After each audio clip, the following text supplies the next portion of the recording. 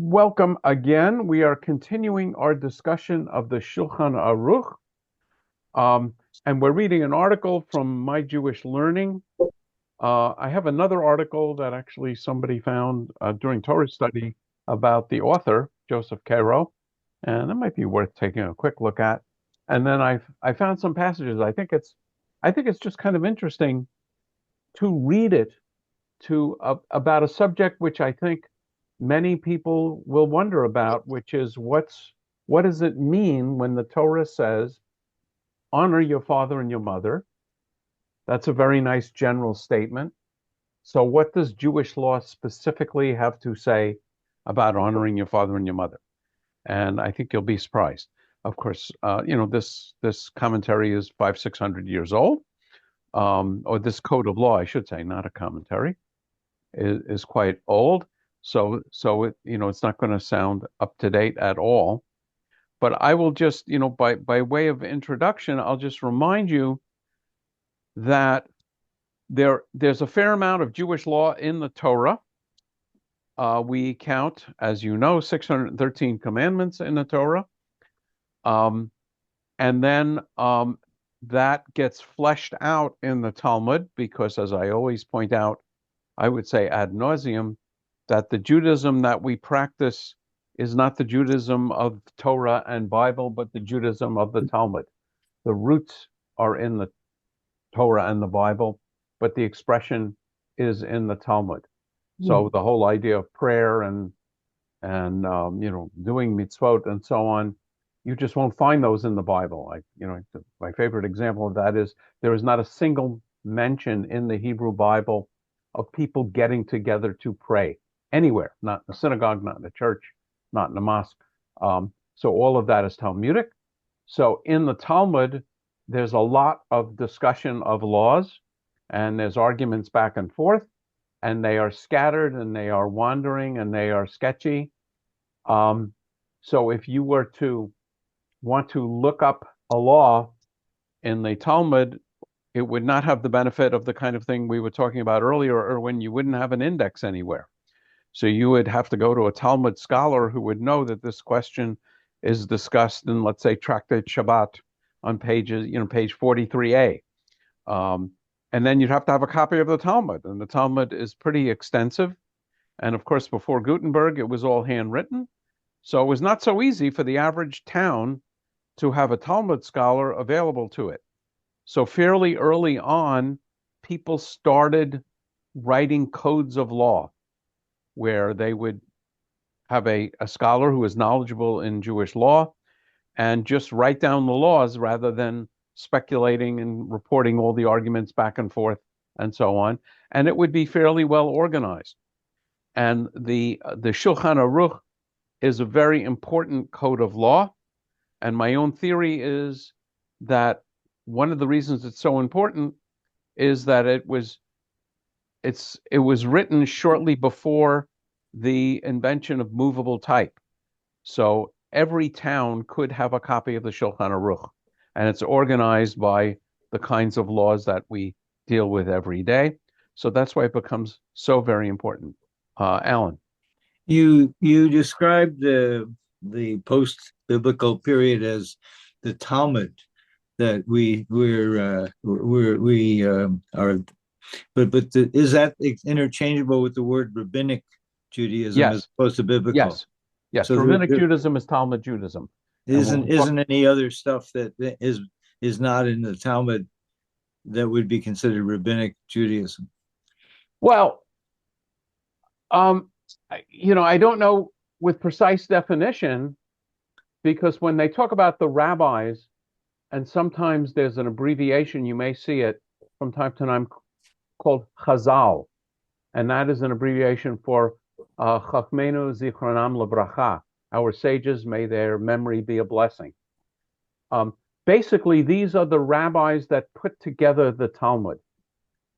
And so there are rabbis after that, like Joseph Caro and Maimonides, and lots and lots of rabbis come after the Talmud, because the Talmud basically is put to bed about in the year 500 or 600 of the Common Era. So there's commentaries written, there are legal works written, and I think you would call that rabbinic. It's in the rabbinic tradition.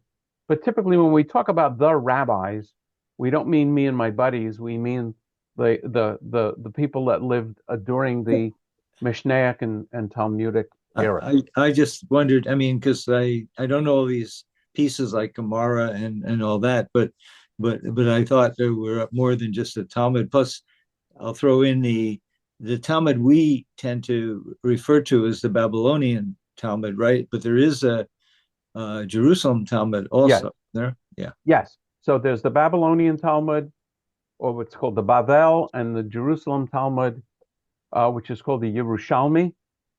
And the Babylonian Talmud was edited and put together in Babylonia, and the Jerusalem Talmud in I'll just call it Palestine, in the Holy Land. And the Babylonian Talmud is put together more haphazardly and hurriedly than the Jerusalem Talmud is more haphazardly and hurriedly put together than the Babylonian Talmud. So when people generally talk about the Talmud, unless they say Jerusalem Talmud, they mean the Babylonian Talmud. Right. My Um, understanding too. Yeah. yeah, and Right. in some cases, the Jerusalem Talmud addresses different areas than the Babylonian Talmud.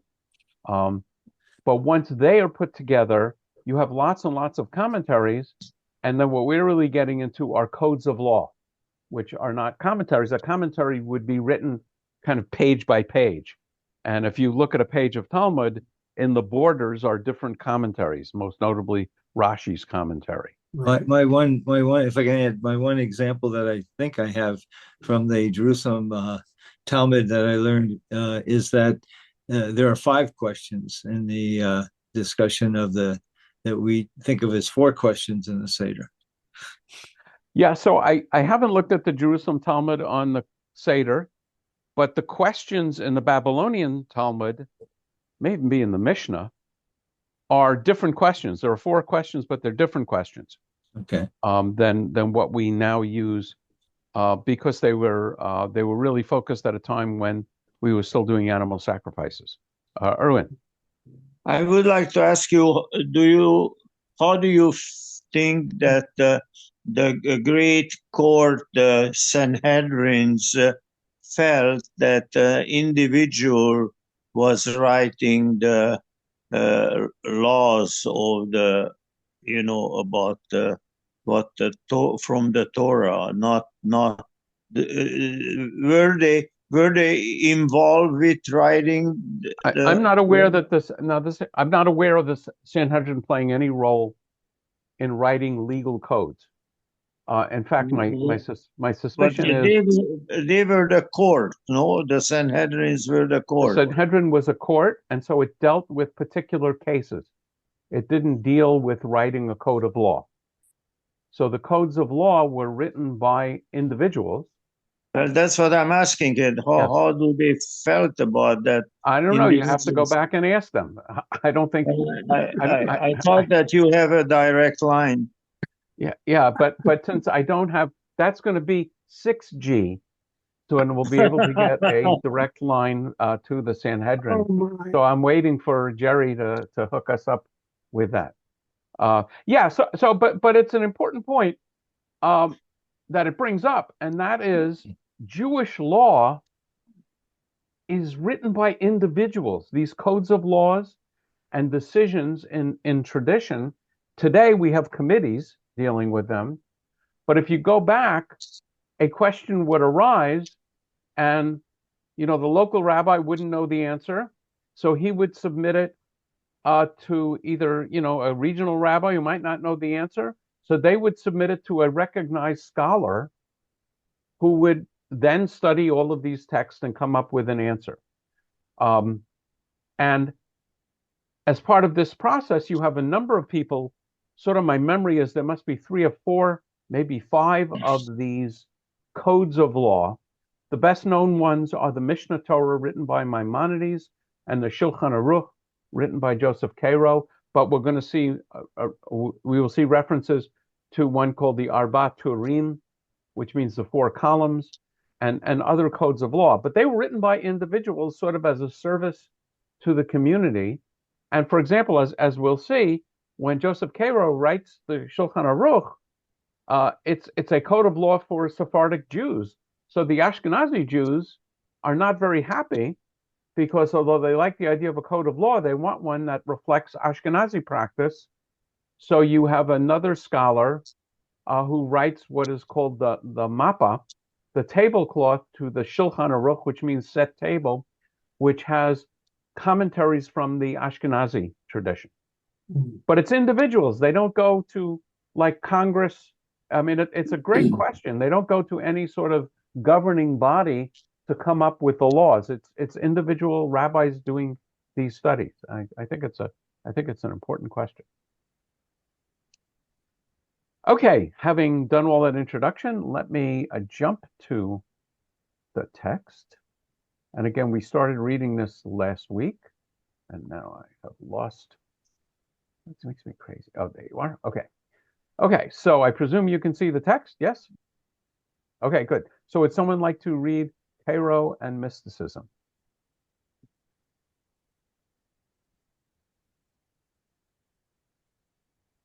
I see some movement. Alan, are you trying to? You need to unmute. I was fixing my camera, but I can read if since I see either my speakers aren't working and somebody's talking. Okay. So please read. Or oh, that's the problem with. Okay, can you understand me now? yes. Okay, good. Caro and mysticism. It may seem strange that Caro was simultaneously a mystic and most important codifier of the Jewish law. We tend to associate mystics with meditative practice and with an emphasis on achieving visions of the divine.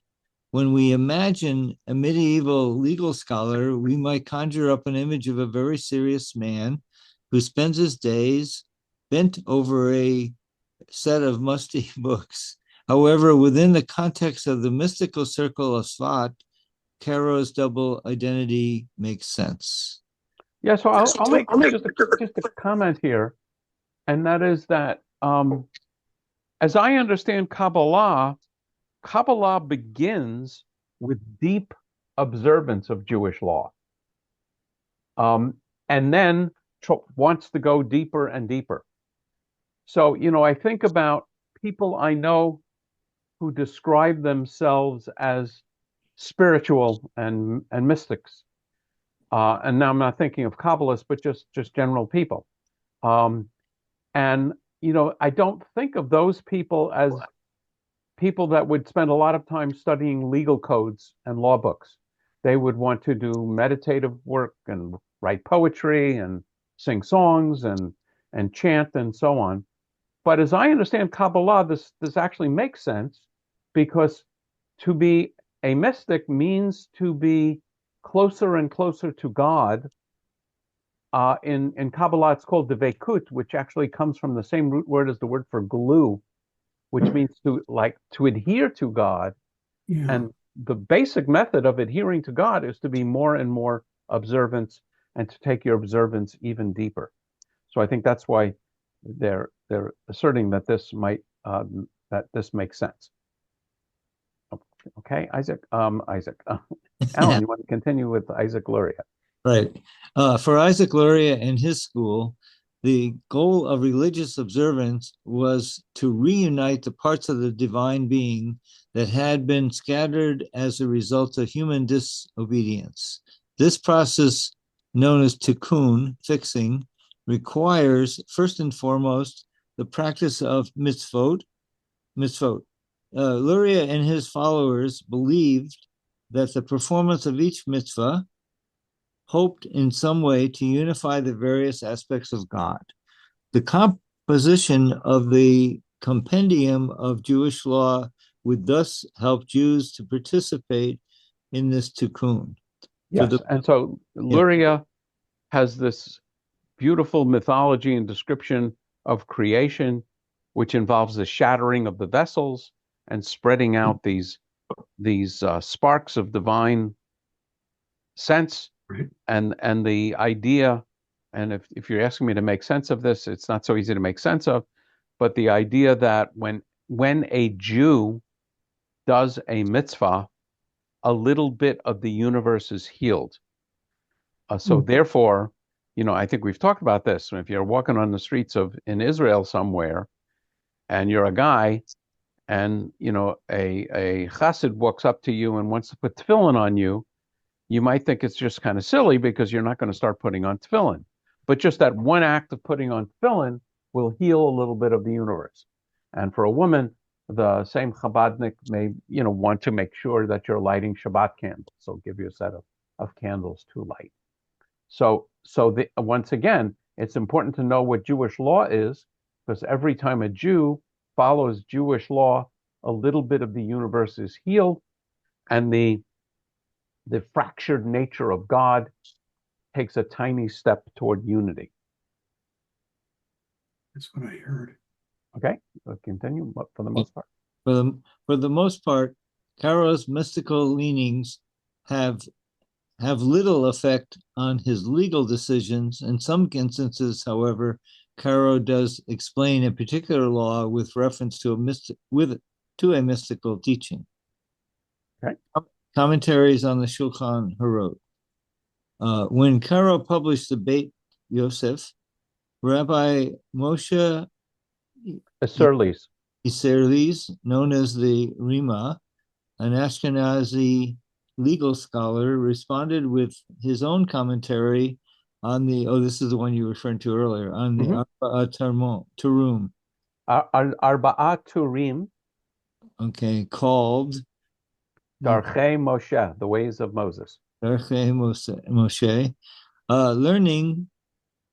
Learning that Caro was about to issue the Shulchan Aruch, Isserles abandoned this project, and instead wrote his commentary on Caro's. I'm sorry, it's just nothing's changed, right? Everybody has a different opinion. Isserles criticized. Well, again, the main point is Isserles is writing for Ashkenazim, and I think, as we know, Ashkenazi practice in Jewish law varies from Sephardic practice in Jewish law.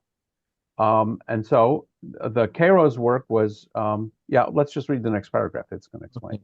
Oops, sorry. They could have adopted and all come together, just sort of like they couldn't. No, well, who's going to give up what? Can you eat rice or not? My favorite metaphor, or not metaphor, is that we're still stuck with we don't have the metrics system where most of the world does because people couldn't come together. We don't have the what system? Metric, the measurement system. Oh, yeah. I see the parallel. Sorry, Yeah. So my favorite unit of speed is furlongs per fortnight. There you go. Okay, Hillary criticized Caro for often ignoring the opinions of Ashkenazic scholars, commenting that Caro's books are full of decisions that do not follow the interpretations of the sages from which waters we drink. The sages, which means, which children's children we are. Whose children's children we are. Which are descendants of them, yeah.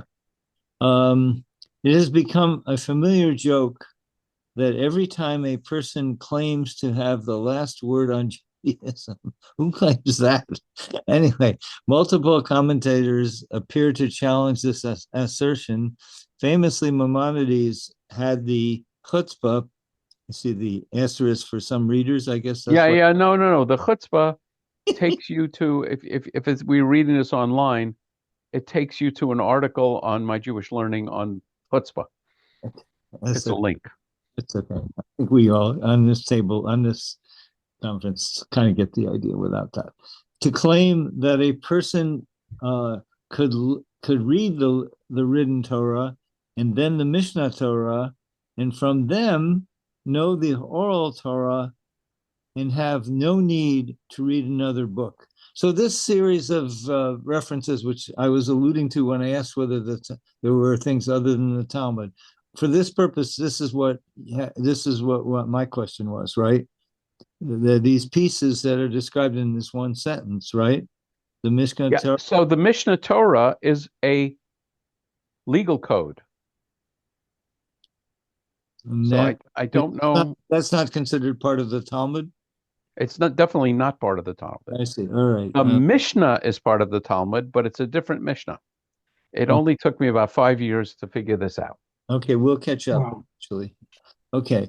Not surprisingly, Maimonides' code did not become the last word in Jewish law, but rather almost immediately became the subject for numerous commentaries and critiques. Keep going. Yes. Similarly, the Shulchan Aruch did not immediately achieve widespread acceptance. Some scholars thought publishing a comprehensive code of law was forbidden, fearing that readers of such a code would have no way of knowing the history or range of opinions on various laws. Yeah. Let me comment on that.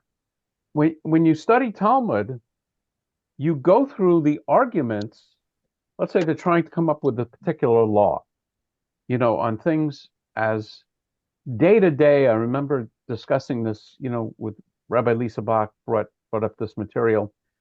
A father owns a big plot of land, and there might be a road on one side of the land, and there might be a river on one side of the land. It's agricultural land, and he has, let's say, 5 or 6 sons who are going to get the inheritance. So how do you decide who gets what? No, no. And I'm going to Just just, want to say hi. how do you decide who gets what? So there might be you know, you'd say, well, just divide it up into 5 equal pieces. But the pieces that have access to the river can irrigate the property. So that's not fair. So there was a very long discussion about how you divide that up, and they go through different reasonings and they reject it, and so on and so on. I remember my teacher, Judith Abrams, pointing out the rabbis were smart enough to write a code of Jewish law. They did not need to give us all of these arguments, but in all the arguments back and forth, they were teaching us how they think. So that here we are 1,500 years later, when we may have to make a decision about Jewish law, we will use the same techniques that they use, because they've taught us how to take the seeds, which are Bible and other sacred texts, and come up with law. But in the codes, you don't have that. You just have what the laws are, not all the discussion. So there was concern that future rabbis might not go back to the Talmud; they would just have the codes, and they would lose that commentary and discussion. You may know this in terms of Talmud. When Steinsaltz did his commentaries on the Talmud, he did two things which were very shocking. First, he translated the Talmud into Hebrew. So as you may know, the Talmud is written, a part of it, a fairly small part of it, called the Mishnah, is written in Hebrew, but the Gemara, which is the discussion of the Mishnah, is written in Aramaic. And the texts that we have are not vocalized and they're not punctuated. So they're not easy to interpret, even if the Talmud itself was easy to interpret, and the Talmud is not easy to interpret. And it's even more difficult because it's in Hebrew and Aramaic, no vowels, no punctuation, no help. So Steinsaltz took on a project of translating the Mishnah and the Gemara into modern Hebrew with vowels and with punctuation. And then he also wrote the commentary. And those of us who study Talmud, say together with Rabbi Bach and Diamond on Saturday mornings, know we have the bold type, and then we have the not bold type, where we say the not bold type is a way of explaining what's going on in the text, and that's the commentary by Steinsaltz. That was highly controversial when he wrote it, because I would say the conservatives of the rabbinic world did not want rabbis to have that help. They thought it made it possible to study it on your own rather than with another person, and they made it too easy. And also, you're getting Steinsaltz's take on it. You're not necessarily getting your own take on it. But if you just want to decide, what time should I light Shabbat candles, you may not want to go through the whole discussion. You just want to know the answer. Right. So that was, down here. We're, We're up to ironically. ironically. Ready? Yeah. So, ironically, the Shulchan Aruch ultimately gained its legitimacy through the publication of two major commentaries in the 17th century Ashkenazic scholars. These works are known as Turei Zahav, Zahav, which are the columns of gold. And Siftei Siftei, Siftei Kohen. Okay, and written by David ben Shmuel Halevi of Poland and Shabbatai ben wow, these are people I never heard of. Shabbatai ben Mir HaKohen of Lithuania, respectively, respond to the critiques of the Shulchan Aruch by explaining Caro's reasoning, introducing alternate opinions, and offering their own. So this is part of the Ashkenazi balance from Sephardic? No, I would say the main Ashkenazi balance from Sephardic is from Moses Isserles, who writes what is called the Mappa. So that's kind of the Shulchan Aruch when it's published has Joseph Caro's Sephardic rules, and then as you'll see when we look at a little Shulchan Aruch, there's a gloss, an explanation, which can be further explanation, but it also can be for Sephardic, for Ashkenazi. These two scholars who are Ashkenazi, obviously from these are Ashkenazi scholars, and they're not referring to this other alternate that we talked about a few minutes ago, the Ashkenazi alternate to the Shulchan Aruch. These guys, it's not an alternate; it's a commentary. Commentary. All right. Okay. Yes. Thank you.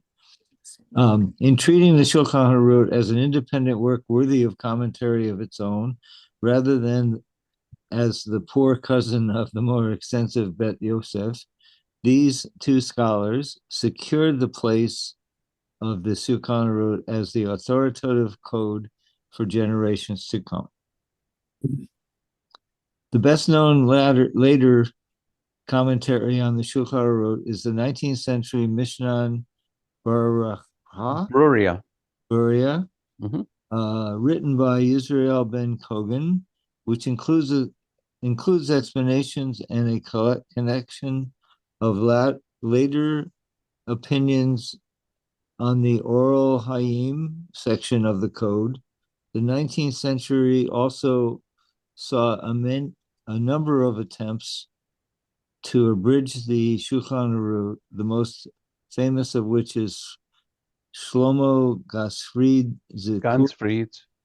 Kitzur Shulchan Aruch, which summarizes Cairo's work, which also incorporates many alternate opinions and contemporary customs. So the word kitzur means abbreviated or shortened, and we'll discuss this.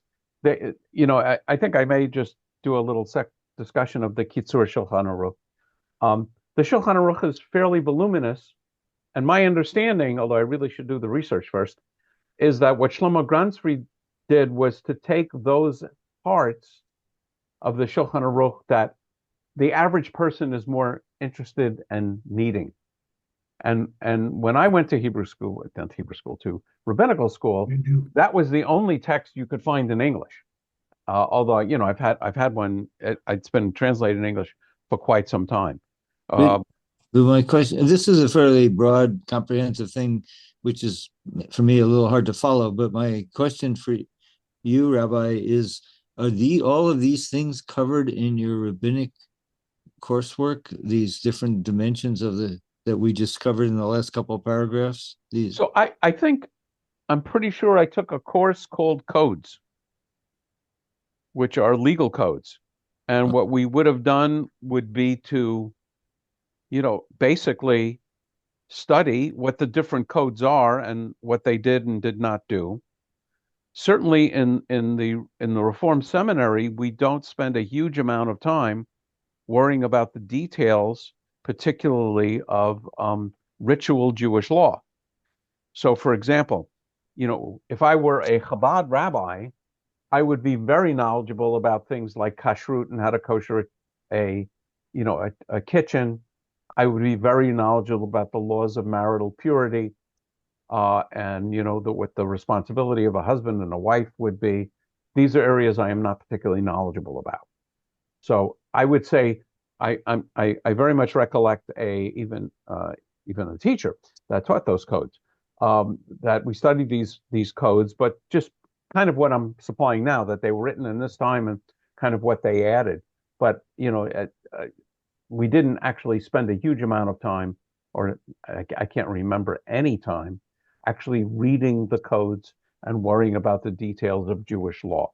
And so when you're comparing it to like a Chabad rabbi, my perception is the time a Orthodox rabbi, I'll say it generally from what I know, when they're in a yeshiva in training to become a rabbi, the number of years is extensively longer than HUC. I have no idea if that's true or not.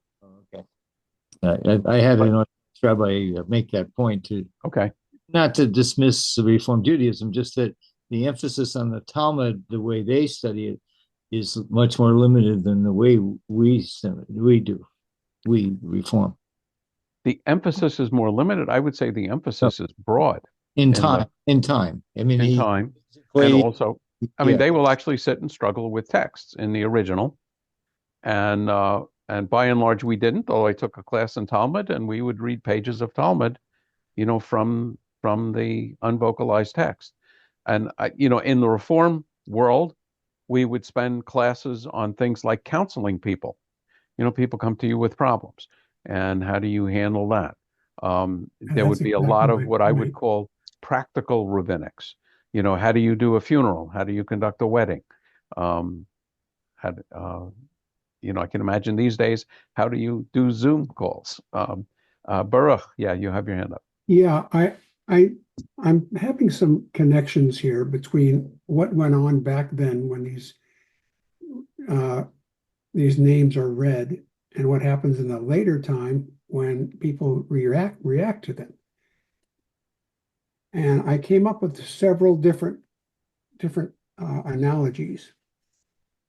I'll go for the one that may be the best one, I think, for me to tell right now. Did you speak up, please? Yes, for me to tell right now, and that is, let's take the example of a dentist. A dentist, somebody comes into the dentist, and the dentist has to do a certain procedure on this gentleman. And what the dentist has done in order to do the procedure has gone to school and has given much time to his practice and learned to do something in a certain way. And that's the way you do it. If you do it another way, then you could break a tooth or the tooth could come apart. And what I'm seeing is these influential people who made up these contemporary legal scholars who made up these ideas may have had to break things down. They knew the concept, but they had to break things down to make it work. That's my feeling. You have to sort of have the basic concept to make it work. So, I don't see it that way. Okay. What I see it is, in a Talmud, a Babylonian Talmud, Yes. in sort of reasonable size volumes, without any translation, just the books, would be about 15 or 16 volumes. Oh. Okay. That's printed. I imagine, a very long scroll. Right. Whoa. So someone comes in and says to his rabbi, I just bought this chicken and I slaughtered the chicken, and in examining the chicken, I see these marks on the chicken's liver. Is the chicken kosher? Okay. Somewhere in the Talmud, there may be a discussion of that. Right. But chances are, if the person's in a little village, the rabbi doesn't even have a Talmud. because see. every Talmud was handwritten until, Gutenberg. Right. So what the need for the codes are, just have someplace where the rules are. I don't see the people writing these codes as figuring out a way to make it work. They're figuring out a way to make it accessible. In a sense, they're writing an index. Where can I find the rules about what makes a slaughtered animal kosher? It might Yes, be in 45 different places in the Talmud. I But see. Oh my. you'd like a code of law which would have a second section saying kashrut of chickens. I mean, I actually I don't see. know if there is in the Sure. so I don't see them as making a making law that will work. I see them as just organizing it. I Now, see. I see. as time goes on, Yeah. you have to do that. So, for example, now electricity is invented, and that raises a whole set of new questions that clearly are not in the Talmud. So you're going to submit a question to a great scholar who has to answer the question, can I turn electric lights on and off on Shabbat? Or what's the status of electricity? And then because this person is so learned in the Talmud, he is going to analyze it the way the rabbis of the Talmud would analyze it 600 years ago and come up with the answer that they would have come up with. Which, of course, as we know, they're going to basically say electricity is fire. All the rules we have about fire, we are going to apply to electricity. That's exactly what you're describing, because Yes. the world changes, and now Jewish law has to change to meet the changes in the world. And I to see. address, Alan, the comment that you made about rice and Sephardic and Ashkenazim in the conservative movement, which is really concerned with Jewish law. I would say the Reform movement isn't all that obsessed with Jewish law, but the conservative movement is. So what they did recently was to say these laws about this whole group of foods, kitniot, that Ashkenazim don't eat on Passover. I don't know if they're always set aside or they can be set aside because you now have mixed marriages, namely of Ashkenazim and Sephardim. And I am in such a mixed marriage. And can the families eat together? The answer is no, unless we address it. So not in the Orthodox world, but in the Sephardic world, they basically said, don't worry about the kitniot. So that I think that's really, Baruch, what you're describing Yes. is later decision making about how we adapt Jewish law to changing times. Exactly. That's right. I That's right. don't think that was what was going on in the codes. I could be wrong about that, I but see. but I don't think that's the main point of the codes. Okay, great. Thank you. I Okay, thought let's. marriage was a Reformed Jew marrying a conservative Jew. I'm sorry. I thought a mixed marriage was a conservative Jew No, marrying no. Well, we can a describe Reformed it. Yeah. Jew. Okay, where are we? Sorry. Here, influence of So does Shulchan Aruch. anybody else want to pick up before I continue? I'm happy to. Going 1, 2, 3. Okay, Joanne, you want to read a little? All right, wait, yes, but where are we now? Where influence of Shulchan Aruch to this Sure, day. okay. To this day, the Shulchan Aruch remains the most influential code of Jewish law. Contemporary legal scholars may on occasion disagree with Caro's conclusions, but they cannot ignore him.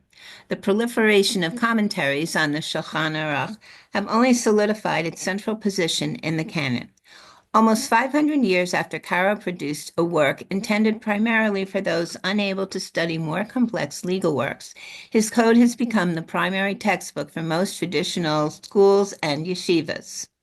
I don't know if there's any more. No, that's the end.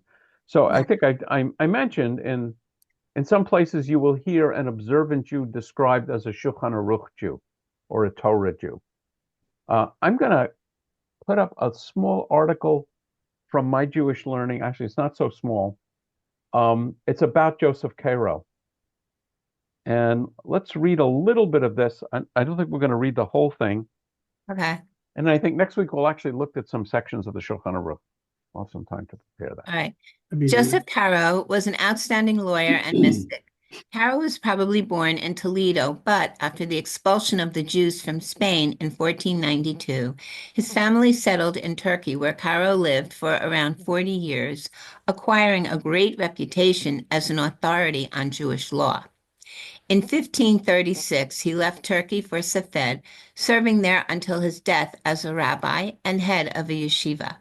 In Safed, he became closely associated with the mystical circle that flourished there.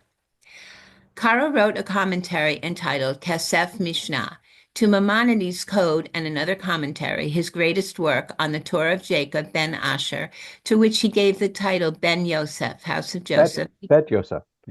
Okay. Because in it he provided a home for all the legal opinions held by the jurists of the past.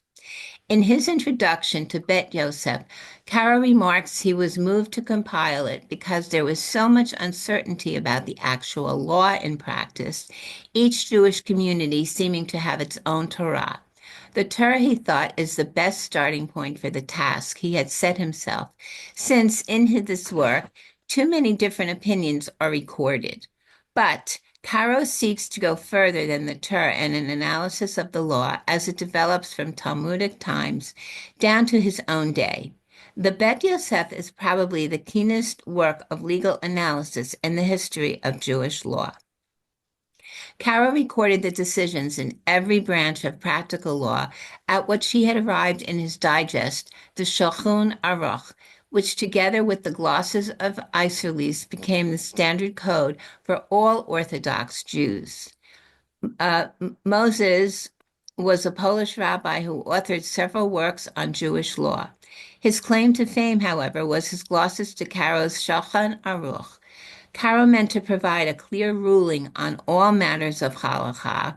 According to Sephardic teachings, Isserles brought Ashkenazi opinions and customs to the table. Isserles titled his collection of editions, Mapa. From 1569, the Shulchan Aruch has included Isserles editions. I think I'm going to skip. Well, no. Yeah, let's read this. You're doing a beautiful job, Joanne. Maybe we'll get through it. Thank you. Okay, Caro the Mystic. It's highly interesting that Caro, evidently in compensation for his powerful concentration throughout his life on acute legal subtleties, had strong mystical tendencies, believing himself to be the recipient of a heavenly mentor. This phenomenon was not uncommon among the Kabbalists, who called the spirit who brought the revelation a Magid. Caro identified his Magid with the spirit of the Mishnah and with the Shekhinah. The revelations of the Magid were sometimes in the form of automatic speech coming out of Caro's mouth. So I want to comment on this a little bit.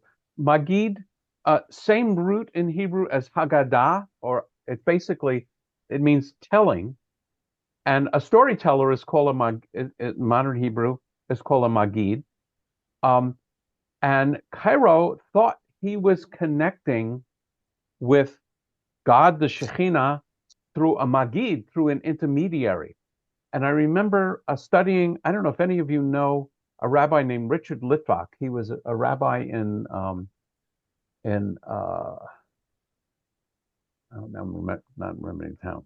Anyway, he was something of a mystic, and he actually looked like an owl. He had circular glasses and a beard, and he imaged his Magid as an owl that would speak to him and basically give him inspirations from the beyond. So they, again here they're talking about Caro would start speaking in automatic speech coming out of his mouth that he attributed to the Magid. It's pretty wild stuff. You're Rabbi, your two things you said, the owls and the automatic speaking, maybe where the company that's called Duolingo we use to study Hebrew came from their founders understanding the points you just made.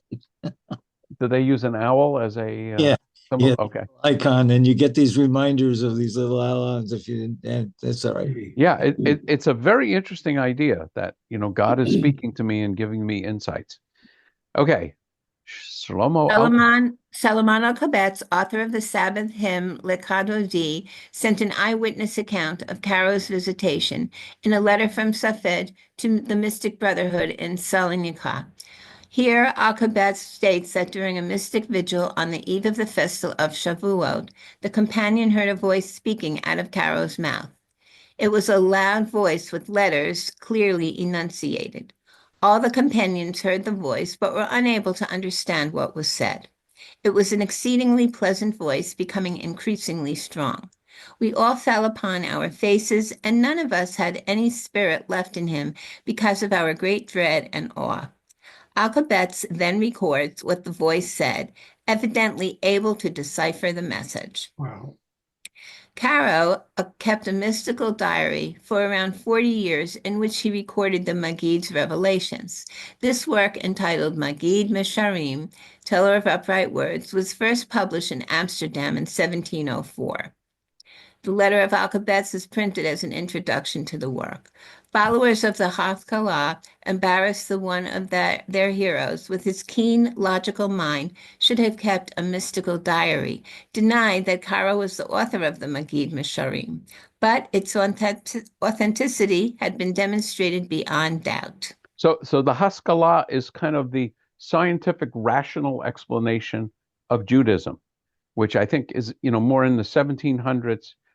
A lot of German scholars, German Ashkenazi scholars, wanted to present Judaism as a rational, logical religion, and we're uncomfortable with things like this and mysticism. The other thing I want to mention is the Zohar, which is the central text Yeah. of Jewish mysticism, is written as though it were written in the, I think, the first, second, maybe third century. But we know that it was actually written in the 12th century in Spain. It's written as though it's written in the first century by a rabbi that we know from the Talmud. But again, the scholars have, I think, what they consider to be undeniable proof that it was written in Spain in the 12th and 13th century. And one of the theories is that the author of the Zohar, who is Moshe de Leon, may have been channeling this first, second century rabbi.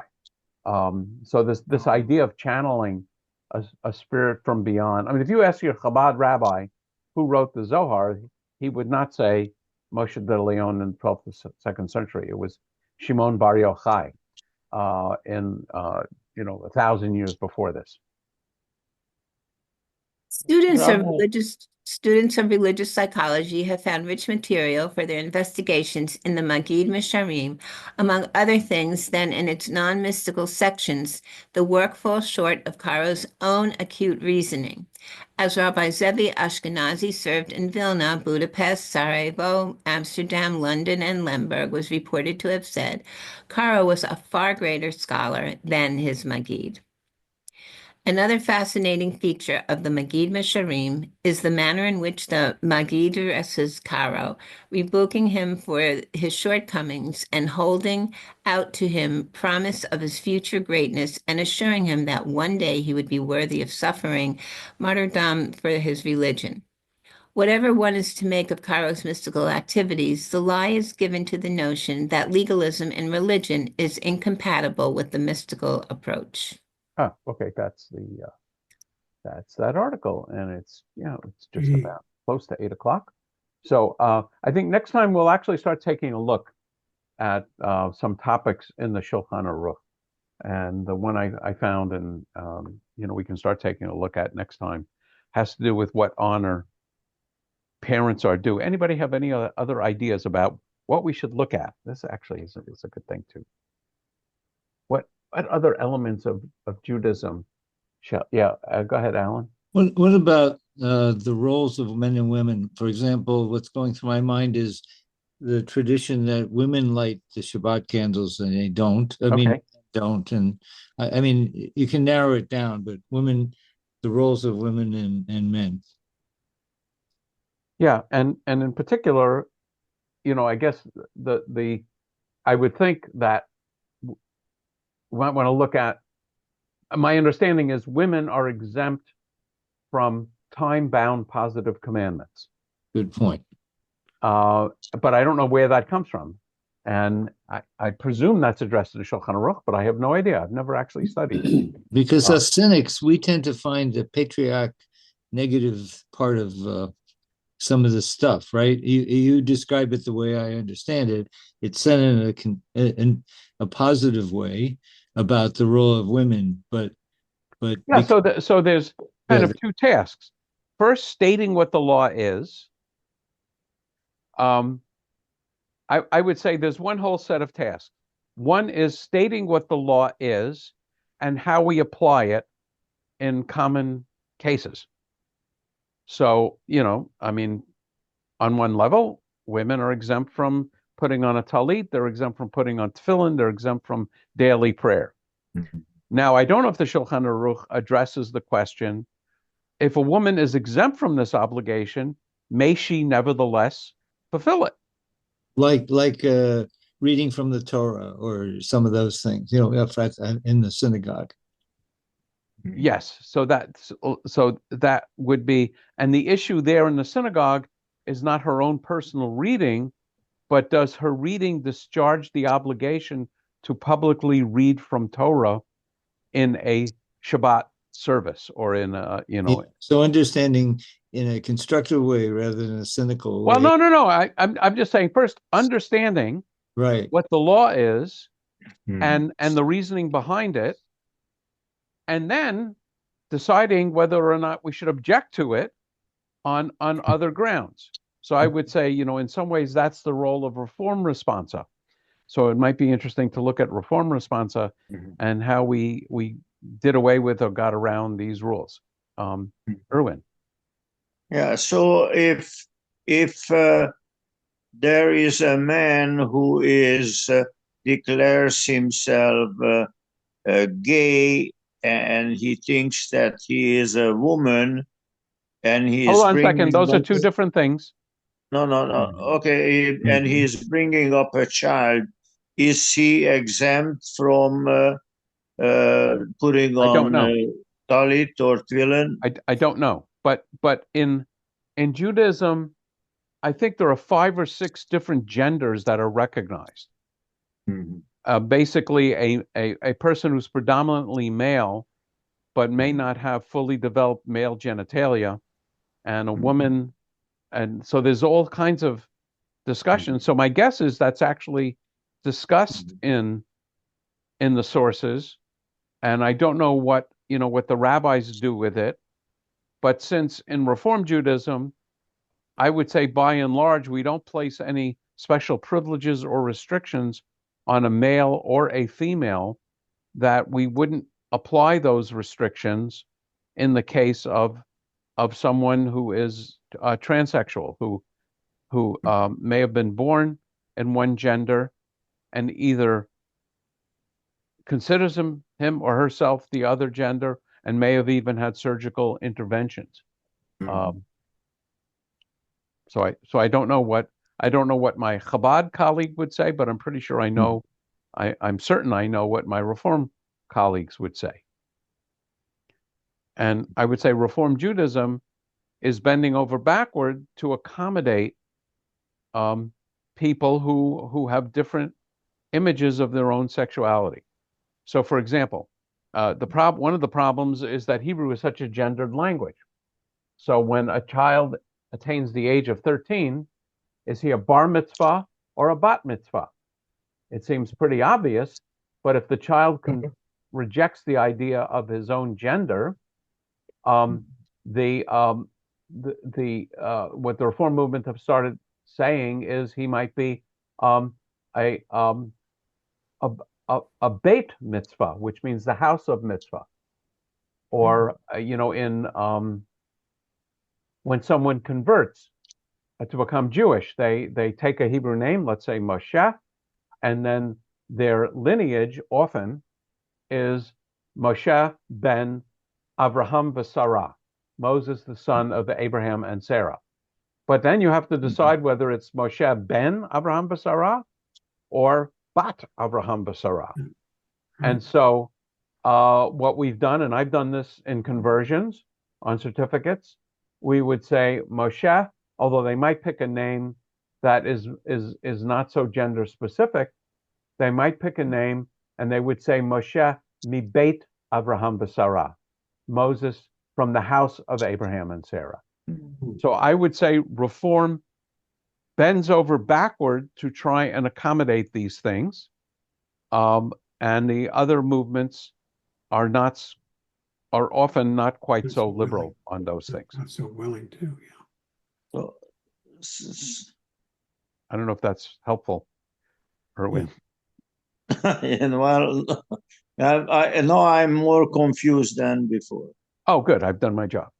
Okay, thank you. Yeah, no, I mean, I think there is a general desire to just want a simplistic, give me that old time religion. And if that's your desire, Judaism is going to be a frustrating place to look for it because, there's, as I say, there's other genders. How do you deal with someone who has evidence of genitalia that are both male and female? Because this happens in Yeah. birth. So what's the halachic solution for that? Is that person subject to male rules or female rules? I don't know in the world of Orthodoxy, Right. but it is definitely an issue. And the issue of if a woman now identifies as a male and she's undergoing a conversion, do we have some kind of blood drawing for her, assuming that she doesn't have a penis? And I know this is being discussed in the Reform world, and I don't remember the solutions, but it's a serious discussion. And we're not talking about clitorectomy or removal of anything, but do you draw a drop of blood? I mean, is that I don't know. I don't know. That one has never that's not something I've ever had to face myself. But lots of interesting questions because Judaism again is obsessed with what you're supposed to do. It's not just believe in Moses and believe in God and everything is okay. It's you're faced with detailed questions of how you live your life. Yes, we And are. and there's going to be specific answers depending on which branch of Judaism you adhere to. And if you want the answers for Orthodoxy, you go to the Shulchan Aruch or go to your rabbi, who presumably is knowledgeable in the So, Shulchan. I, may I say that Reform Judaism does not believe or practice the Shulchan Aruch?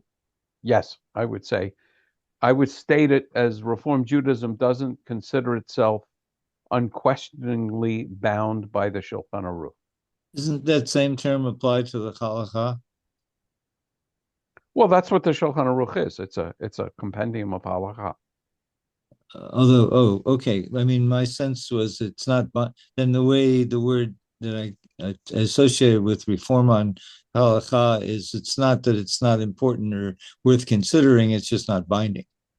Yes, and I would say my understanding is that on ritual matters, Reform Judaism leaves halachic decisions to the individual.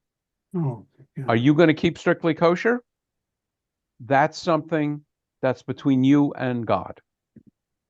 In conservative Judaism and Orthodox Judaism, no, you must keep strictly kosher. Right. It's not a matter of personal conscience. Right. So I would say that is the prevailing characteristic of Reform Judaism. And then there's questions of what's ritual and what's ethical.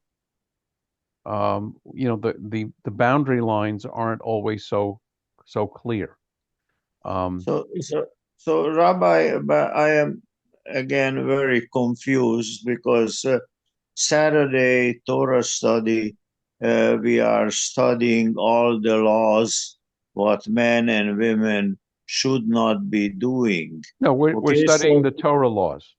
the Torah laws. So, Yes. why are we studying that if it's Well, totally it's irrelevant? But it's I irrelevant. didn't say it was irrelevant. What I said was the ritual laws are between you and God. They're not irrelevant, but the Jewish courts in Reform Judaism are not going to come down on you if you don't keep kosher. So, for example, Erwin, the punishment for adultery in the Torah is death. Yeah, Nobody practices that now. yeah, You won't I understand that. you won't find an Orthodox Beit Din sentencing someone to death for adultery. So Judaism has changed with the time. Let me ask you this then. Let's say that portion is the portion of a bar or bat mitzvah girl. How do you explain that to them so they not get confused? I explain it to them. I mean, if you're asking how, I say this was written at a time when there were very different attitudes about. First of all, I probably wouldn't assign that particular portion for them to read, because unlike in the world of Orthodoxy, they don't have to read the entire portion. Yeah, they just read And seven. and so, for example, the traditional portion to read on Yom Kippur is about all these prohibited sexual unions, Yes, Leviticus yes. 18. So what the Reform movement said is, no, we're not going to read that on Yom Kippur. We're going to read a different part of Torah. So that's one way to handle it, is we're just going to switch sections. Now, in some cases, it's really hard to avoid uncomfortable material. So there's a section in the Torah called Tazria Metzora, which is generally about eruptions and leprosy and skin disease and other diseases. Right. And if you happen to have your bar bat mitzvah on that Shabbat, the rabbi and the student has to figure out some way of understanding that in the child's life. Yeah. That's right. And I actually had one of those in when I was in rabbinical school. And I started talking about what does it mean to have a plague on your house? And I got into Shakespeare. I think it's Shakespeare that says a plague on both your houses. So, I mean, interpret it metaphorically. But that's the job of a good interpreter, is to take texts which may not speak to us clearly and figure out a way to understand them. And by the way, Wednesday, we're going to be looking at the Akedah and Abraham loving God more than loving people. And so there's a lot of interesting discussions about that. But it's not easy because these are ancient texts. I mean, what other text do we study, Erwin, that's 2,500 years old? No other text. I No other understand text that. even close. Yeah. So if you But read a text that's that old, it's not surprising that it's difficult to understand with our modern eyes. But it's still the central text of Judaism. yeah, And but as the central text of Judaism, it's important to study.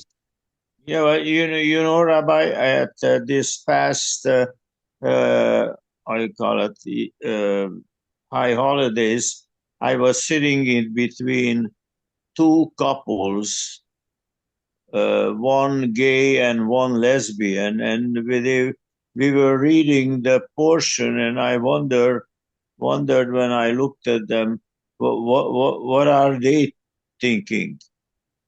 How do they interpret what the person at Bima is reading to them?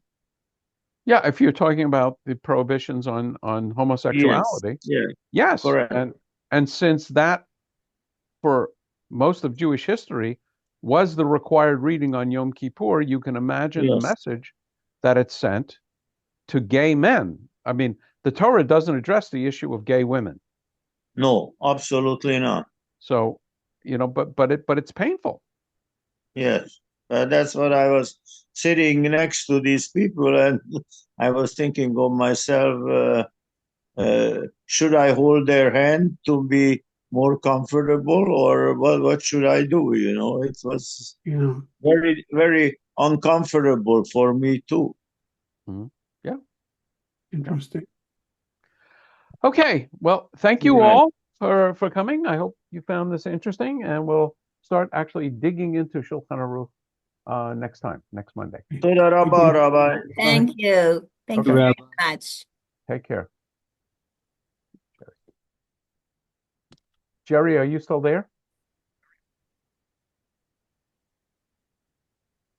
Jerry, can you hear me? No, sounds like no. Okay.